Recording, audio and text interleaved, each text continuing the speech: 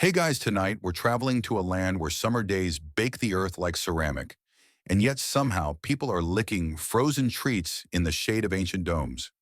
You're lying on a soft mat, your head resting on a rolled up woolen sash, as the hot Persian sun finally dips below the dusty mountains. The desert cools with sudden mercy, and around you candles flicker in brass lanterns as a nearby breeze carries the faint scent of cardamom. It's peaceful, eerily so, but you're about to discover a contradiction wrapped in ancient stone and saffron syrup.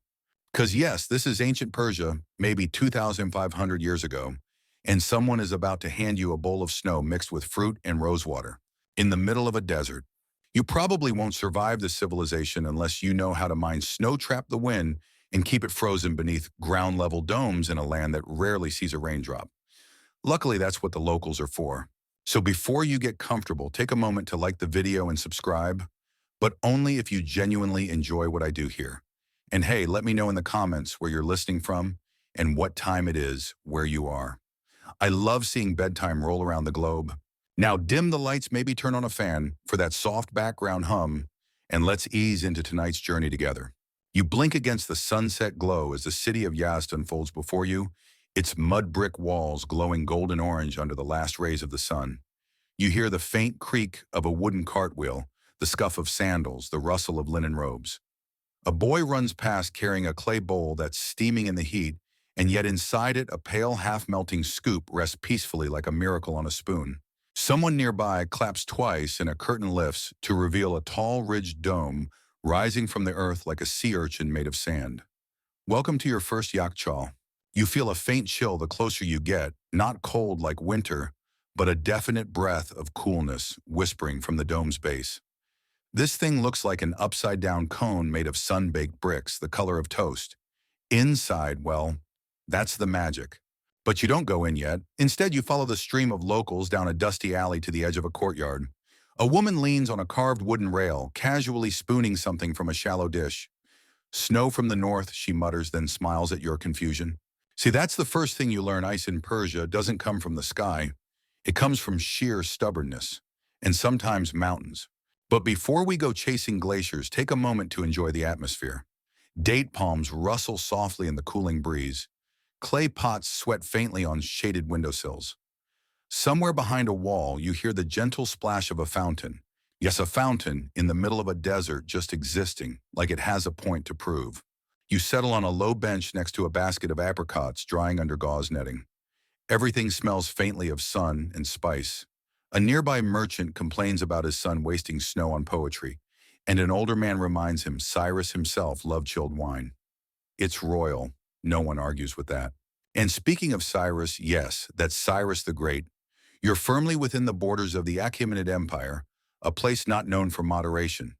These people built palaces from columns taller than your house. They dug tunnels hundreds of miles long just to give a tree its share of water. And when they decided they wanted snow in July, they simply made it happen. But how? That's where things get technical and mildly ridiculous. You lean back as an elder begins to recount how yakchals aren't just storage, they're part of a vast network of ice management, a city-wide conspiracy against the sun, if you will. These ancient refrigerators worked not just because they were shaped right, but because entire communities joined in the effort to defy thermodynamics. First, in winter, men would venture into the foothills to gather real snow or carve ice from high-altitude rivers. They'd wrap it in straw, salt it down, pack it onto mules, and march it back to town before sunrise. It wasn't glamorous. It was cold. It was often absurd. But when you've got a royal niece with a midsummer birthday craving chilled pomegranate slush, you find a way. And that's just the beginning. Because these weren't isolated efforts. The ice had a destination, and the yakchals, those squat domes with hidden underground chambers, were waiting. You can almost imagine it ice piled under sawdust in a dark, echoing cistern, guarded by a sleepy old man who insists you knock 3 times and never ever open the lower hatch unless your beard is frosty. There's something quietly heroic about it all. No electricity, no freon, just wind geometry, mud bricks, and a whole lot of teamwork. Historians still argue whether the Persians invented refrigeration or whether they refined something even older from earlier Mesopotamian or Egyptian traditions. But one thing's certain, they turned it into an art form, a lifestyle even. You shift on the bench, letting your gaze follow the glowing edge of the Yakchal Dome. Its curved ridges are more than decorative, they direct rainwater, what little exists away from the base, and keep the structure stable in earthquakes.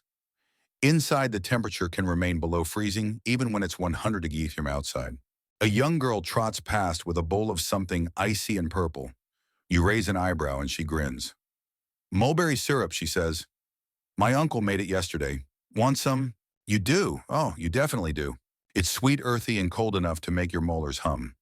You sit there quietly enjoying the feeling of desert night settling in around you as the heat drains from the day like tea from a cracked pot. You're starting to understand this isn't a story about ancient air conditioning.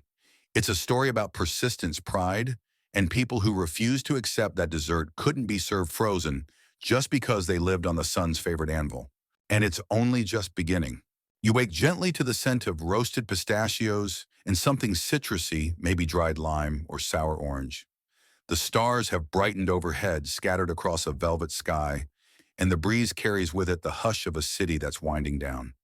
You stretch your legs, shift against the smooth stone bench, and let your thoughts drift deeper into the world of the ancient Persians, a people with a particular fondness for problem solving, especially when it involved battling the sun.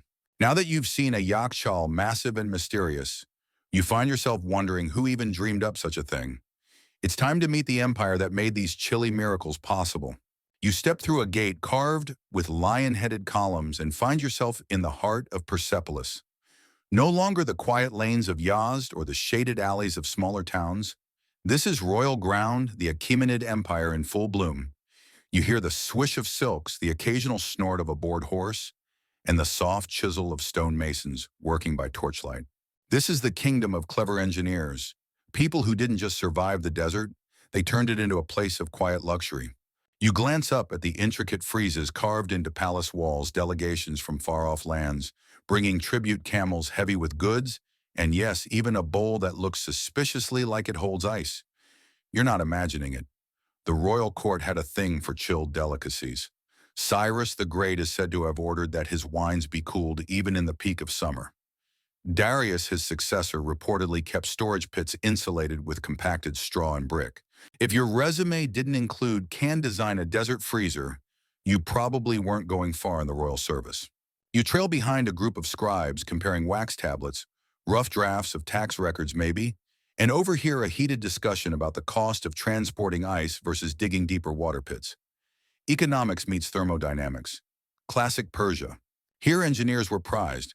Not flashy warriors or poets, not all the time anyway, but the folks who could tame physics with a bit of geometry and stubborn clay. One of the great innovations was how cities were built around the idea of comfort. Homes were aligned with prevailing winds. Courtyards channeled cool air. Shade wasn't just convenient, it was calculated. Take the wind catcher called a bajir. You'll see them later, but for now, just picture it a tall tower that functions like an upside-down chimney. Air doesn't escape, it gets pulled in. Cooled by water channels or shaded surfaces, it flows down into the rooms below. The desert outside could fry an egg, but inside you might need a shawl. Historians still argue whether Persian builders learned this from Babylonian cities or invented it independently. It doesn't matter. What matters is it worked. It still does. You can find homes in Iran today that are built with the same principles, catching the faintest breeze and turning it into a lullaby. You pass through a hallway of giant stone bulls, silent guardians, and step into what appears to be a map room, or at least it feels that way. A massive slab of carved stone displays irrigation systems that stretch for miles with tiny glyphs marking qanats, wells, and cooling stations.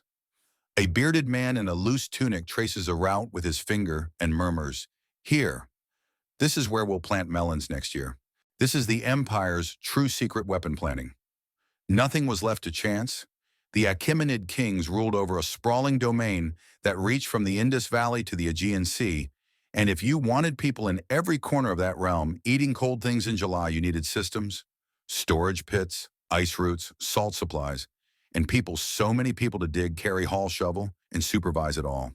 You pause to let that sink in. This wasn't just a technological feat, it was logistical ballet. And in the middle of it all, someone was almost certainly complaining that their sorbet had melted too fast. You wander back out into the courtyard as an older man lights a lantern, its glow flickering against the side of a clay wall. He waves you over and points to a low round platform covered in mosaic tiles. That, he says, is where they made the first one. You arch an eyebrow. The first what exactly? Yakchal.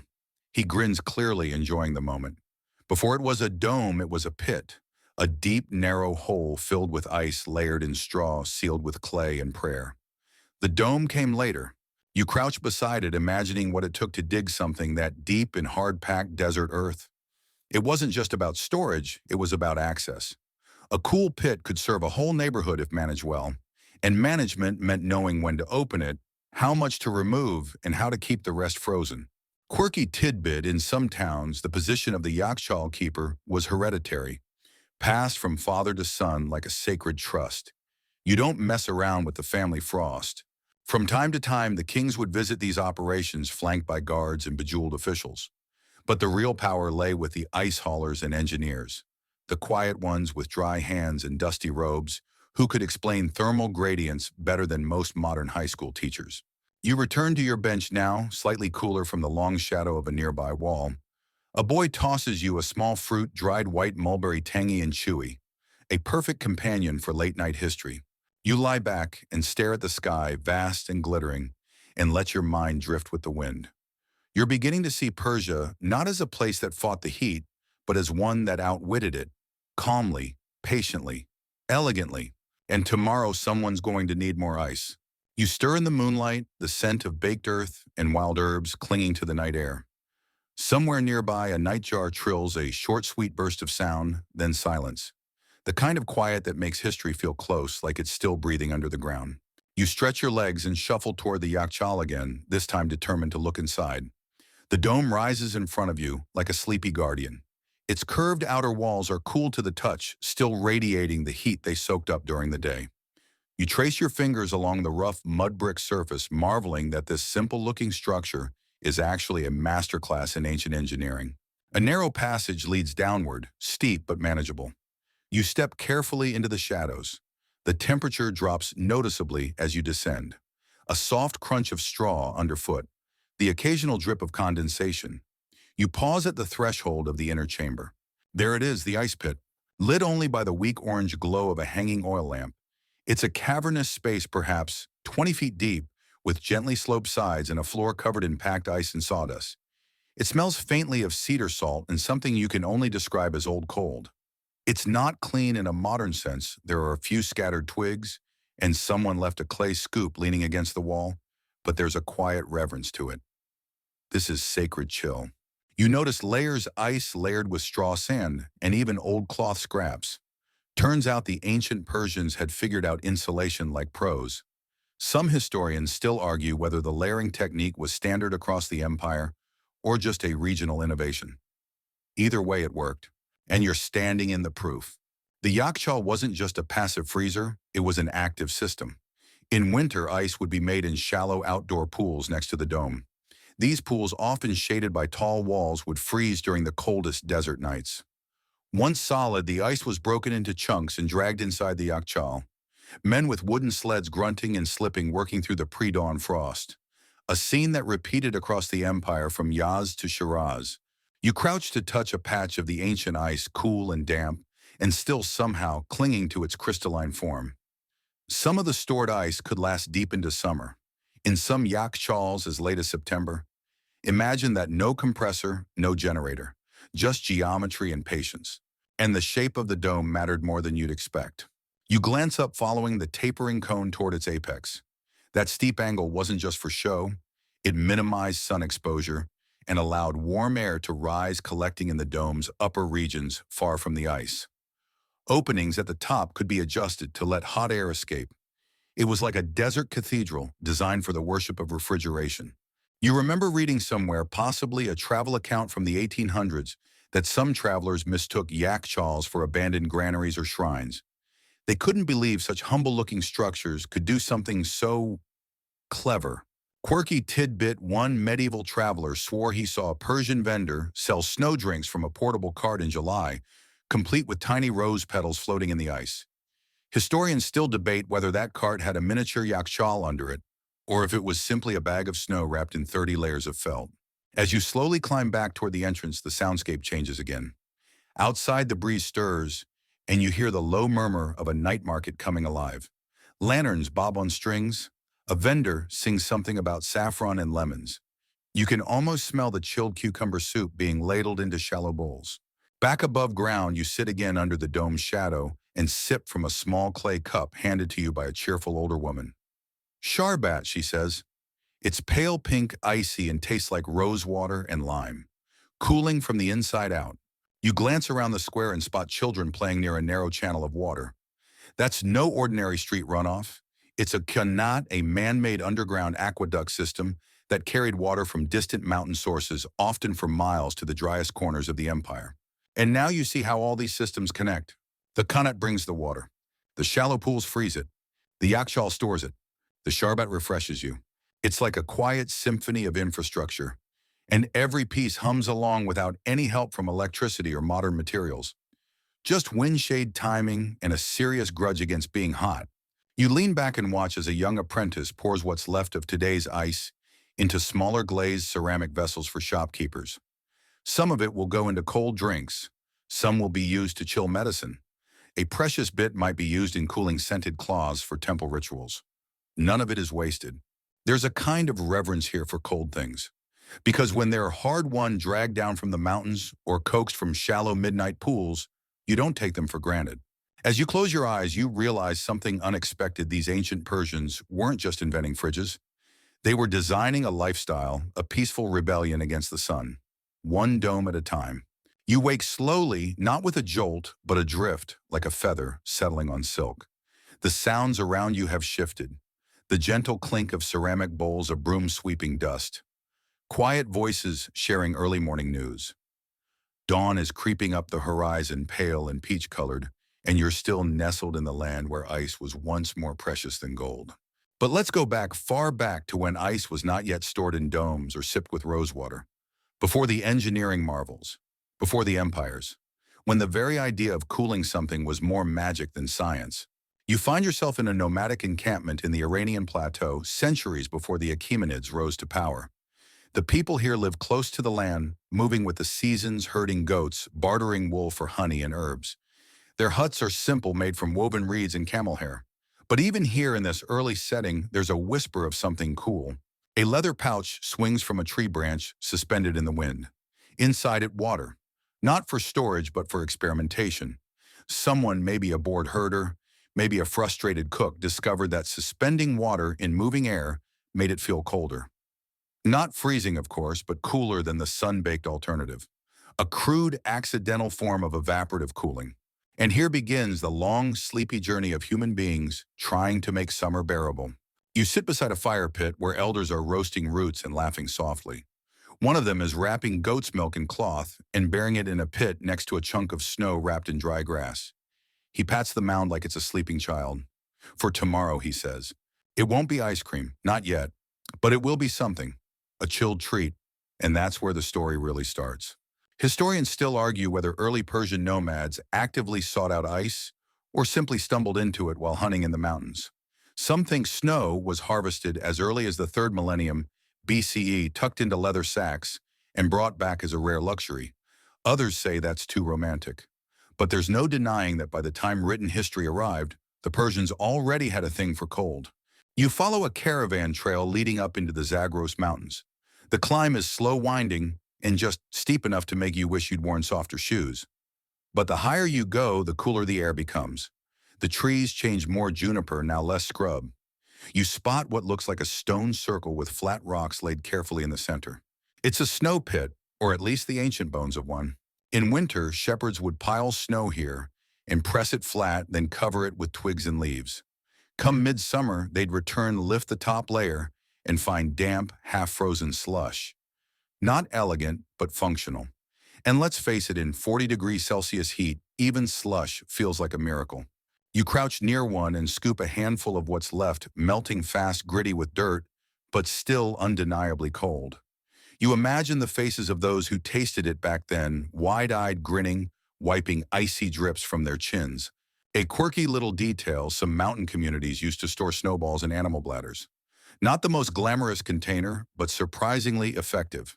Toss that image in your mind next time you reach for an insulated water bottle. As you descend the trail, a woman beckons you over. Her fingers are stained with saffron, and she's stirring something creamy over a low flame.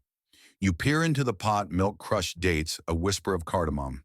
She lifts the pot off the fire and places it into a shallow dish lined with snow. The dish spins slowly. The mixture thickens. You're watching one of the earliest forms of sorbet come to life. She spoons a bit into a cool copper bowl and hands it to you. It's sweet floral and only faintly chilled, but for this time in this place, it's like eating the moon. By the time you make your way back to the lower plains, your mind is buzzing quietly, lazily with the ingenuity of it all. Before architecture, before brick domes and wind towers, there was just the raw desire to cool things down and the willingness to try anything. Even now you're starting to see the pattern. Desert living isn't just about enduring heat, it's about negotiating with it. Trick it, dodge it, store winter in pits and pull it out in July like a party trick. And if you're lucky, flavor it with jasmine or pomegranate syrup. You sit again in the now bright square eyes, still heavy, but thoughts alive. The yak chal looms behind you, and the streets begin to stir with the morning market. And you can't help but wonder what those early snow chillers would think if they saw what came next. Domes, wind catchers, ice cream in summer. All because someone once thought, wouldn't it be nice if this were a little colder? You linger a while longer in the square watching the city unfold around you. A boy leads a goat by a fraying rope. An elderly woman fusses over a basket of mint leaves. The yak chal's shadow stretches just a bit longer now, and the heat of the day is still holding back. You yawn, part boredom, part bliss, and your thoughts drift again, gliding forward like a bird on a warm thermal current. And just like that, you're back in time again, this time with sandals made of leather, not woven straw, and the sun glinting off polished stone. You've stepped into the grand Achaemenid Empire. Around you, columns rise from the earth like frozen waterfalls, each one etched with lines of cuneiform and delicate carvings of lotus flowers and lions. Welcome to Persepolis, where kings walk barefoot over chilled tiles. Okay, not literally barefoot, but stay with me. You pass beneath a towering archway, greeted by a guard who barely glances up from his fig. Inside the great hall is bustling, not with noise, but with layers of soft movement. Scribes whisper, servants glide across the marble floors. Somewhere music, a reed flute, and something plucky echoes gently against the stone. And you're here to see the royal kitchen. It's not easy to find. Down a flight of stone steps past jars taller than you, and finally into a cool high-ceiling chamber where copper pots shine like suns, and everyone's sweating except the head chef. He's stirring something slowly over coals, tasting with a spoon that looks far too large for his face. Now this is where things get interesting. Because while most of the empire's cuisine relied on wheat lentils and the occasional suspicious goat, the royals demanded delicacies, and nothing said elite like something chilled. Here in the bowels of the palace, the concept of dessert, luxurious, unnecessary, entirely for pleasure, began to take its sleepy, rose-scented shape. There's a man nearby grinding snow with dried plums and grape must. He folds the mixture into a creamy rice pudding laced with cinnamon and sweet herbs. You blink. Ice pudding in ancient Persia. Historians still debate whether the Achaemenids had something truly resembling ice cream. Some believe it was more like a sherbet fruit syrup mixed with snow or chilled milk, eaten slowly with copper spoons. Others argue that even that might be an exaggeration, possibly the result of mistranslated Greek texts or later embellishments by romantic historians. Still, the descriptions are there, snow brought down from the mountains, flavored with honey saffron, even musk. You sample a bowl modestly portioned, delicately spiced. It tastes faintly of rosewater almond and something citrusy you can't quite name. It's cold but not icy, creamy but light. It melts as soon as it touches your tongue, leaving behind the kind of sweetness that makes you want to sit down and not move for a while. Quirky aside, one ancient scribe wrote of a summer banquet where guests were given chilled towels soaked in jasmine water and a final course of milk snow served with dates and pistachios. Another claimed that a certain queen once demanded a layer of ice between her sandals and the floor during midday feasts. Spoiled maybe, but also relatable. You drift through the kitchen past drying racks hung with mint and tarragon, and pause beside an amphora that hums faintly in the warm air. It's filled with vinegar ice and rose petals, the Achaemenid version of an air freshener / room cooler. Kind of brilliant, really. Just don't knock it over. And above all this bustle and subtle luxury, The ancient refrigeration network is quietly doing its thing. Yakshals store the ice. Servants haul it in covered baskets packed with straw.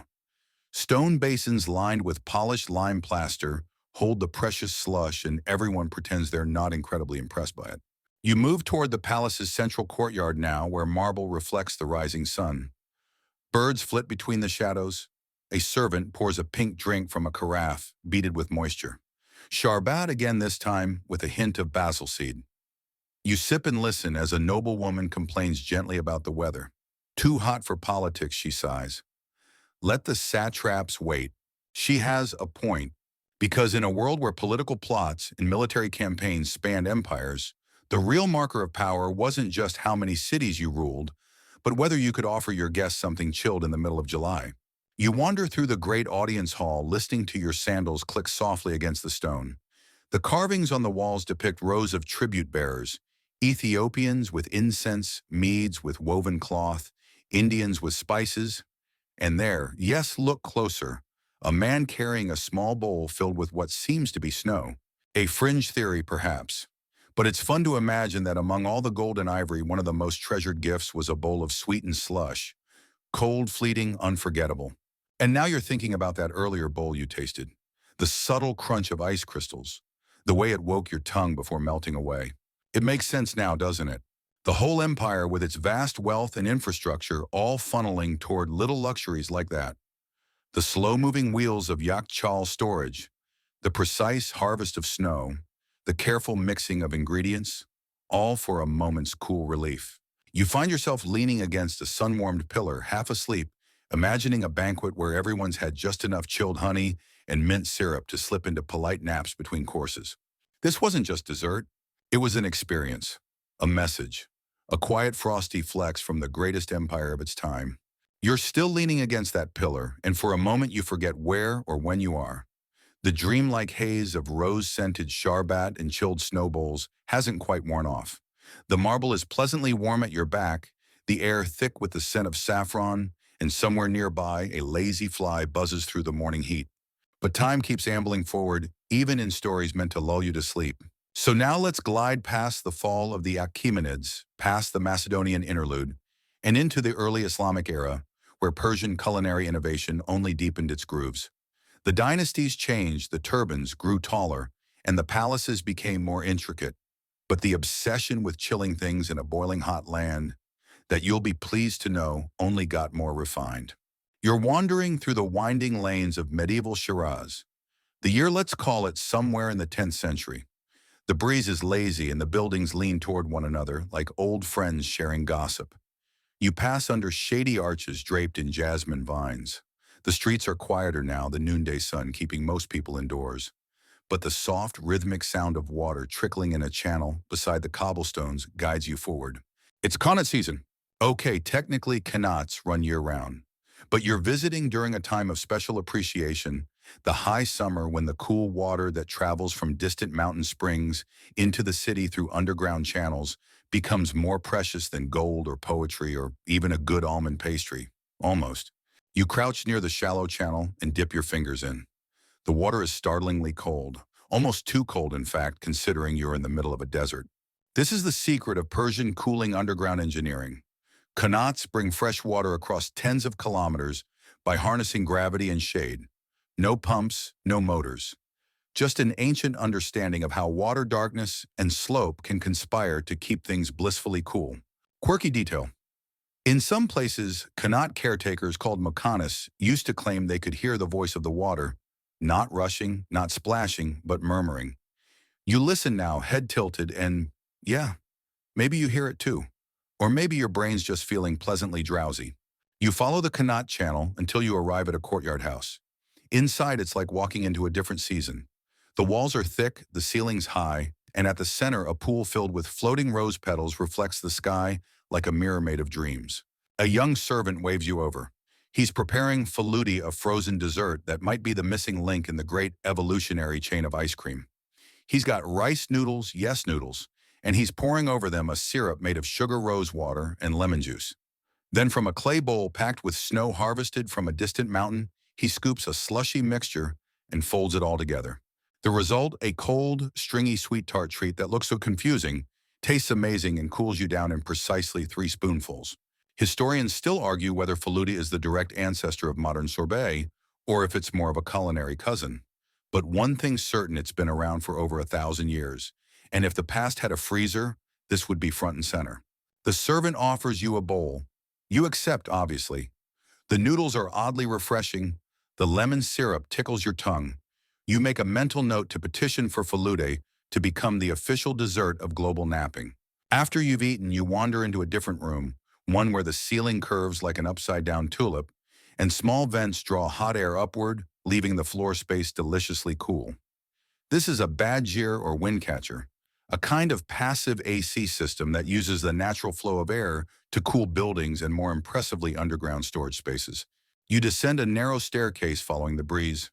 At the bottom is a shadowy chamber, part of the house's private yak chal. Here families keep milk sherbet and, on very special occasions, frozen desserts like the one you just enjoyed. There's a soft hum, not from any machine, but from the air moving gently through stone. You sit for a while on a cold clay bench. The walls are covered in tiny shelves lined with glazed bowls.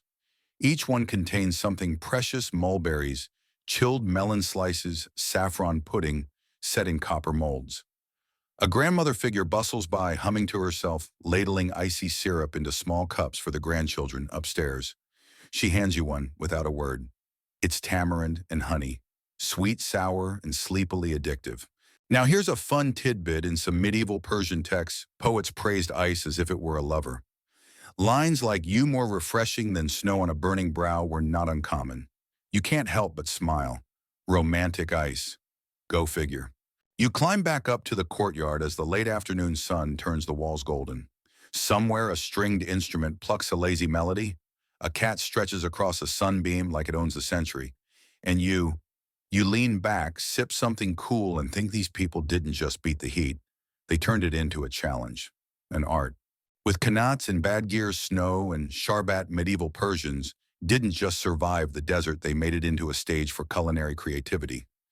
Each frozen bowl was a little miracle, a quiet rebellion against the tyranny of temperature. And as you sit there lulled by the hum of air through ancient stone, you realize that maybe this entire history is less about food and more about longing. The longing for contrast, for cold in the midst of fire, for stillness in the swirl. You exhale slow and steady, your thoughts trailing behind you like jasmine on the breeze. You don't remember standing up, but here you are, walking again, slowly, languidly, the way one might float through a midsummer afternoon after a nap and a generous serving of faluda. The sun has tilted slightly, casting longer shadows, but the heat still presses gently on your back, like a hand reminding you not to rush. Not that you could, even if you wanted to. You leave behind the courtyards of Shiraz, the soft trickle of qanats and the lingering scent of rosewater, and head eastward, slowly meandering through the centuries into the dusty, caravan-heavy world of the Silk Road. Your sandals crunch over hard-packed earth. Bazaars bloom in the distance like mirages. Camel bells jingle lazily. Someone hawks a roasted turnip. You pass by a merchant delicately scooping powdered sugar into a silk pouch, mumbling something about peach sorbet for a very particular client. Welcome to the age of trade routes and transmission, where dessert travels, evolves, and changes accent. You're in Nishapur now, a medieval jewel in northeastern Persia, full of poets, astronomers, and people who take chilled desserts very seriously. Here, ice cream isn't just a novelty, it's a performance, a symbol, a story told through ingredients gathered from hundreds of miles in every direction. A boy offers you a cone. Yes, a cone. Not like the modern wafer kind, more like a rolled crepe crisped on a brass griddle. Inside, a mixture of thickened cream sugar snow and slivers of candied citrus peel. The texture is crumbly. The flavor is bright with a peculiar hint of cardamom. It's not quite ice cream, not quite sherbet, but it is oddly delicious. And there's the secret: the Silk Road isn't just for silk. It's for saffron from Khorasan, cinnamon from Ceylon, sugarcane from India, ice from Mount Damavand, dates from Arabia, almonds from Samarkand. All of it tossed together by ingenious cooks into concoctions that would make modern dessert menus look like an afterthought. You sit down under a faded canvas canopy in a busy square.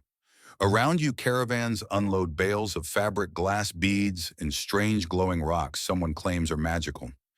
A pair of travelers from China argue gently about the merits of plum wine versus dried apricot liqueur. And from a low stone building nearby wafts a smell sweet, fermented, and frosty. This you learn is a dessert tavern. Yes, a whole establishment dedicated to frozen delights. You're offered Bastani Sonati, a kind of ancestor to Persian ice cream. It's thicker than the earlier snow sherbets, flavored with rose water and chunks of frozen cream and laced with that beautifully weird Persian touch salep or orchid root powder. The texture is chewy. Not gooey, not melty chewy, like taffy that forgot how to behave. And then the pistachios hit. Crushed, roasted, slightly salty. Little emerald fragments sprinkled across the top like edible jewels. You blink slowly. One taste and you're back under the yak shal dome again, except this time the ice is singing. A traveling cook tells you the trick is to churn slowly, always by hand over crushed ice and salt. No shortcuts. It takes 3 people and 6 hours to make a proper batch. But the guests sleep better afterward, he says with a wink. Quirky tidbit. In some towns, ice cream vendors rang bells like ice cream trucks do today, but theirs were carved bronze chimes tuned to different pitches. Kids learn to recognize their favorite flavors by sound. Lemon sherbet in D flat, saffron and fig in a sleepy E. And here's a fun debate: historians still argue whether Bastani was influenced by Indian kulfi or vice versa. Some say they evolved independently. Others claim culinary cross-pollination via traders and monks.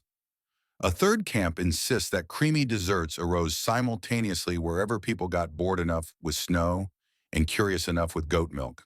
You lean back against a wall worn smooth by centuries of sleepy diners. The cobblestones radiate residual warmth. Someone plays a long-necked lute nearby, the melody lazy and bittersweet. And it occurs to you again that none of this had to exist. No one had to figure out how to combine milk, sugar, spice, and snow into a summer miracle. No one had to invent bowls lined with waxed fig leaves or churns carved from cedar wood or underground vaults shaped like inverted teardrops. And yet they did. They did it slowly. They did it carefully. They did it not because it was needed, but because it was wonderful. And in a world full of dust and distance and difficult journeys, that kind of wonder meant something. You finish your creamy cone roll thing, licking the last trace of rose water from your lips. The caravan square hums with activity, but your mind drifts toward the edge of sleep again. Everything is slower now. Everything is soft. You could stay here forever, sitting cross-legged in the shade, waiting for the saffron vendor to show up with his crooked smile and cooler full of frozen dreams. But the story continues, always. And somewhere beyond this Silk Road city, new empires are rising and chilled desserts are preparing for their next evolution. Because Persia's icy magic didn't stop here. It simply melted into new hands. You've drifted a long way from that quiet courtyard in Shiraz, haven't you? Now you're in Isfahan, the halfway point between memory and myth, between dessert and dynasty. It's the 17th century and the Safavid Empire is at its peak. The city is full of domes as blue as a summer dream, and courtyards wide enough to land a dozen sleeping elephants. Peacocks strut by fountains, merchants hawk spices louder than necessary, and ice cream. Oh, ice cream is now political. You walk through Nakshi Jahan Square, your sandals tapping softly on polished stone. To your left, an astrologer mutters about a planetary alignment and drops a date into his tea. To your right, a group of court musicians test their instruments in the shade of a pomegranate tree. And somewhere just ahead, past the tile work, past the geometry, past the faint hum of history, you see it. A palace kitchen, massive, open air, buzzing like a beehive with ambition. Here's where the cold desserts become a kind of social theater. What began as a summer treat in clay bowls has transformed into a display of imperial grace. Now it's not just about beating the heat, it's about showing your guests, your rivals, and the rest of the world that you've got access to mountains, snow runners, spices from 4 continents, and 6 kinds of chilled pudding. You're invited in by a cheerful cook with eyebrows thick enough to qualify as mustaches. He hands you a chilled spoon and a warning, "Don't fall asleep in the saffron vat." Inside, servants are churning milk-based desserts in rows of copper basins. But instead of just rosewater or citrus, they're experimenting. One bowl is laced with musk, another with crushed ambergris, a third scented with the rarest Persian violets picked only at dawn. The mix is half culinary genius, half medieval perfume shop. You're handed a shallow dish of yak, literally frozen milk. It's rich, it's floral, and it has a faint crunch from slivers of ice that haven't fully surrendered. The texture is delicate, somewhere between a custard and a slush, but it tastes like a lullaby. Quirky fact for you, some of these desserts were so heavily perfumed that guests would later claim they dreamt in flower-scented technicolor. That's not medically provable, of course, but you can't deny you're already feeling a little woozy in a good way. You wander further into the kitchen, past the sherbet makers, past the honey coolers, past a boy gently fanning a bronze mixing bowl like it's royalty. And there at the back, in a half-underground chamber lined with stone, the imperial yakchal. Still in use, still cold, still as majestic as ever. An elder cook tells you that the Safavids took the ancient cooling systems and made them prettier, more symbolic. Where older dynasties valued practicality, the Safavids demanded poetry. Even their ice storage had verses inscribed on the walls, odes to snow, to sweetness, to winter in the heart of summer. You smile, you get it. You're standing in the center of an empire that turned frozen dairy into an instrument of soft power. If the Ottomans had coffee, the Mughals had mangoes. The French had pastry. The Safavids had cold golden bowls of saffron milk that whispered, yes, we can refrigerate elegance. Historians still argue whether this era saw the first formal codification of ice cream recipes in the Islamic world. Some point to dusty manuscripts that list ingredients and proportions. Others claim those were meant for medicinal syrups. Still others say the real recipes were passed down orally, kitchen to kitchen like spells. Outside, a warm wind stirs the awnings. But in here, the air is deliciously cool. You could curl up beside one of the churns and nap till dusk. No one would mind. They just offer you a blanket of date leaves and another bowl of lavender cream. And as you sit, legs tucked beneath you, cradling a dessert that tastes like winter dressed in gold, you realize something almost silly. This might be the closest Persia ever came to inventing happiness you could eat. It's not just a cold treat. It's ceremony, it's memory, it's comfort, and yes, it's flexing. Because if your empire can serve snow-drenched pudding in July in a desert in a palace ringed with roses, you've pretty much won summer, no matter how hot it gets outside. One last spoonful, one last sigh, and then softly, sleepily, you rise. The palace fades behind you. The perfume lingers, of course. Everything in Isfahan lingers.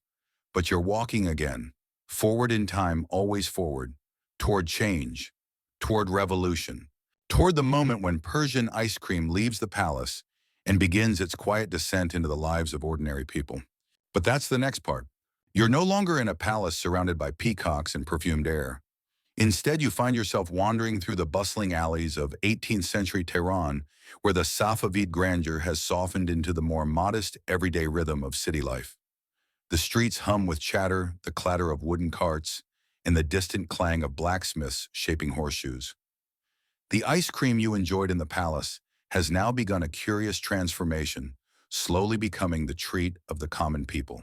You notice street vendors weaving through crowds, balancing trays of cold delights that glisten in the sunlight. These are the first faluda sellers in Tehran, offering icy vermicelli desserts made from rice starch soaked in fragrant rosewater syrup.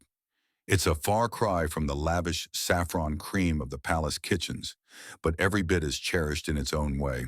The coolness of the faluda is a relief against the city's dry heat, its sweet floral notes tickling your tongue. You bite into the thin, translucent noodles, feeling the subtle crunch of crushed ice, and suddenly it's like a gentle breeze on your tongue, whispering stories of snowy mountain peaks far beyond the city limits. Here's a quirky tidbit for you. Some vendors claim their faluda recipes had secret ingredients to ward off the evil eye.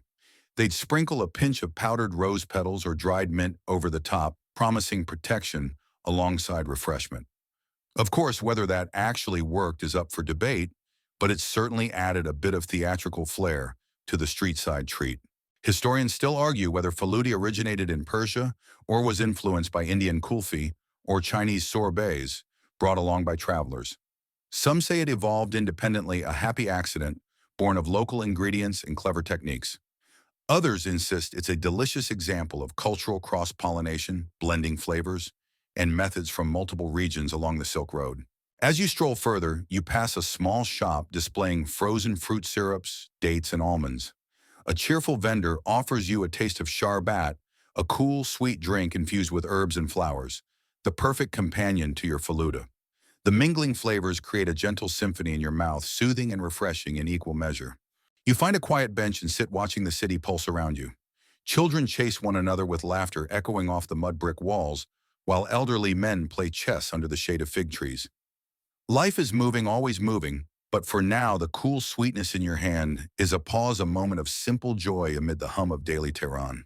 You think back to those grand Safavid kitchens, to the ornate yakshals and royal desserts, and realize how far ice cream and frozen treats have come. They've traveled from the marble halls of power to the dusty streets of the capital, embraced by all who crave a little relief from the relentless sun. And as the day stretches lazily toward evening, you feel your eyelids grow heavy. The vendor's calls grow softer. The chatter dims. The coolness lingers on your tongue, a gentle echo of centuries past. It's a reminder that even the simplest pleasures, like a bowl of icy falude, can carry the weight of history, culture, and care. And with that thought, you close your eyes, letting the warmth of the city and the chill of dessert lull you deeper into sleep. The city fades behind you, replaced by an endless expanse of rolling sand dunes and rocky plains, the vast Iranian plateau stretching out under a sky so wide it almost makes you forget the heat. You follow a caravan of traders moving slowly across this ancient landscape laden with silks, spices, and yes, ice. The year is the early 19th century, and Persia is now under the Qajar dynasty, a period of change, cultural exchange, and culinary experimentation.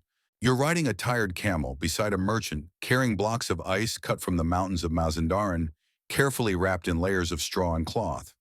This ice is precious, more valuable than gold on this dusty trek. The process of harvesting, transporting, and storing ice has evolved into an art form, a fragile dance with nature and time. You can almost feel the cold seeping through the layers of wrapping, a promise of cool relief, waiting to be unleashed once the caravan reaches its destination. The ice will be stored in yakshals, those ingenious ancient ice houses with their thick walls and domed roofs designed to keep the precious frozen cubes intact even in summer's unforgiving heat.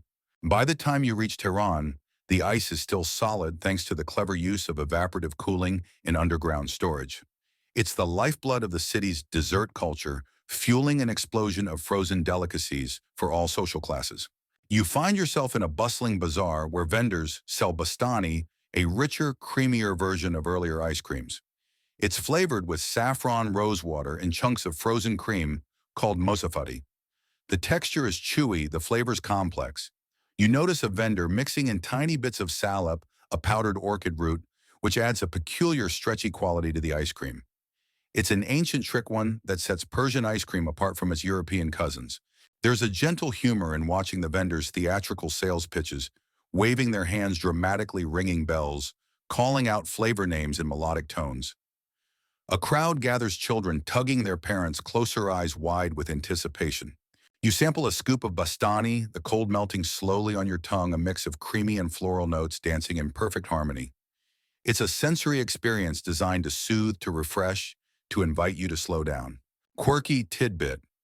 Some bastani vendors carried copper spoons that were believed to amplify the flavor of the ice cream through subtle chemical reactions. Of course, this might just be old vendor superstition, but it adds an extra sparkle to the performance. Historians still debate how much Persian ice cream influenced European gelato and vice versa. Some believe travelers from Italy encountered Persian frozen treats and brought ideas back home. Others argue it was a parallel evolution, with each culture independently discovering ways to chill cream and sugar. As you stroll through the bazaar, you spot a young boy balancing a tray of faludi cups, laughing as he hands one to a thirsty camel driver. The sun is lowering, the air cooling. The scents of rose and saffron mingle with dust and distant smoke. You take a deep breath, savoring the moment, the intersection of desert heat and frozen delight, of ancient ingenuity and everyday joy. You tuck the memory away, ready to carry it forward into the next chapter of this long, slow story. The sun dips lower, painting the sky with a gentle orange haze as you find yourself shifting through time and place, again arriving in the bustling streets of 19th century Ottoman Istanbul. The city is a vibrant crossroads where East meets West, and where Persian frozen delights have mingled with local tastes, sparking new variations and traditions. You navigate through a maze of narrow alleys past vendors selling sweet treats and rich teas, until you reach a modest ice cream shop, the Dondurma House. Here the ice cream is dense and stretchy, quite unlike the Persian bastani you sampled earlier. Made with salep as well, but churned in a way that gives it a distinctive chewiness, it's often stretched and pulled by vendors, with long-handled paddles, a performance that draws smiles and applause. You watch as a vendor twirls the thick ice cream like taffy, teasing it onto a cone with a playful flourish before handing it to a delighted child. The crowd chuckles, some trying to grab the ice cream, others pretending to chase the vendor. The scene is gentle chaos, a perfect distraction from the warm afternoon sun. The flavor profile is slightly different here too. Less floral, more nutty, often mixed with mastic gum for a subtle piney aroma that lingers on the palate. It's a treat meant to be savored slowly, each bite stretching out time like the taffy-like texture itself. A quirky detail, Ottoman ice cream vendors were known for their playful antics, sometimes playfully pulling the cone away just as a customer reached for it, though always returning it with a wink. It was part of the charm, a small reminder that enjoyment and laughter were as important as the taste. Historians still argue how much the Ottoman dondurma influenced or was influenced by neighboring Persian and Arab frozen desserts. Some claim the use of salep and mastic has ancient roots shared across the region, while others see it as a uniquely Ottoman twist on imported concepts. As you savor the last sticky bite, the call to prayer echoes softly from a nearby minaret, mingling with the fading laughter of the ice cream crowd. You feel a soothing calm settle over the city as evening begins to drape its velvet cloak. You step out onto a quiet rooftop terrace, the Bosphorus shimmering below, and wonder how this simple, chewy ice cream could carry so many stories within its folds. Stories of trade routes, cultural exchange, and human connection. You take a slow breath, letting the cool sweetness settle in your memory as the city hums softly around you. The night air wraps around you like a soft blanket as you drift away from Istanbul's bustling bazaars and find yourself waking up in the quiet, cool, early morning streets of colonial Bombay sometime in the late 19th century. The British Raj is in full swing, but beneath the colonial veneer, local traditions and tastes are alive and well, especially when it comes to cooling down in the fierce Indian heat. You follow the gentle clinking of ice and the fragrant whispers of cardamom and rosewater until you find a small shop tucked into a narrow lane, its walls painted a fading turquoise. Inside, vendors churn a peculiar frozen concoction called kulfi. Unlike the lighter European-style ice creams, this is thick, dense, and rich, more like a frozen cream fudge on a stick infused with spices and nuts. The texture is almost fudgy, dense enough to make you pause and savor each bite, and the flavors are bold yet gentle, a blend of saffron pistachios and hints of cardamom that tickle your nose. It's less about cooling your mouth with ice shards and more about a soothing, creamy indulgence. You notice that the ice used here comes from mountain snow melted and carefully preserved, much like the ancient Persian ice, but with the addition of crushed ice layered between the frozen blocks to keep them chilled in wooden boxes. The ice itself is treated like treasure, passed down from supplier to vendor like a precious heirloom. Here's a little quirky tidbit. Some kulfi makers added rose petals or ground poppy seeds to their recipes, believing these ingredients not only enhance flavor, but also had calming, almost sleep-inducing properties. Of course, whether that worked is a matter still debated among culinary historians. As you take in the slow rhythms of the market, waking up the early vendors, setting up their carts, the smell of fresh spices mixing with the morning air, you sense how kulfi embodies a perfect balance between the East and West, between tradition and innovation. Historians still argue over whether kulfi descended directly from Persian ice creams or whether it's a unique Indian evolution influenced by Central Asian recipes. Either way, it's a testament to how ancient ideas about ice flavor and cooling have journeyed and transformed through cultures and centuries. You savor another bite, feeling the richness settle softly on your tongue, and allow yourself a small smile. The world might be waking up all around you, but here with this cold, dense treat in your hand, time feels like it's slowing down. And with that, you tuck this new memory gently into your mind as you prepare to drift further on this journey.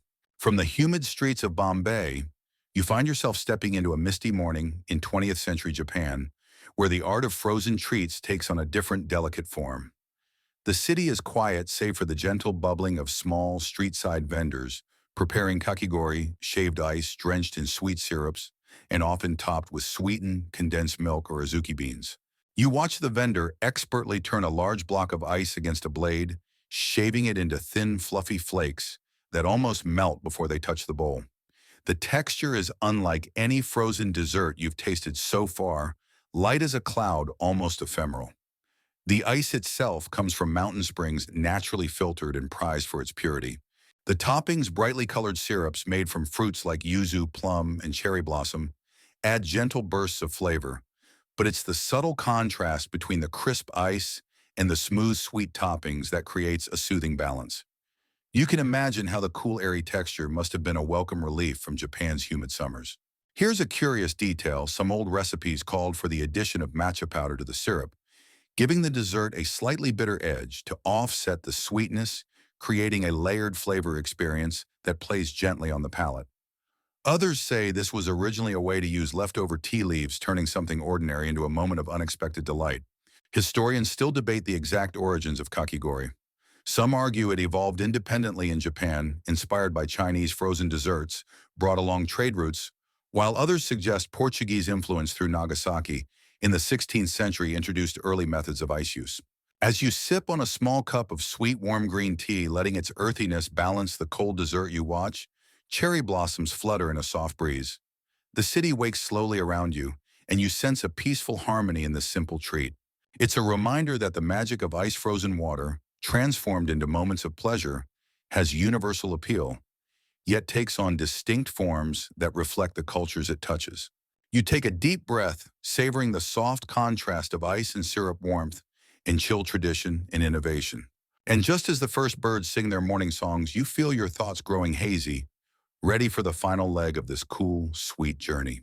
The soft morning light fades into a calm afternoon as you travel once more, this time to the lush valleys of the Andes in pre-Columbian Peru. Here, the concept of frozen desserts takes an entirely different turn, far from the ice houses and snowy mountains of Asia and the Middle East.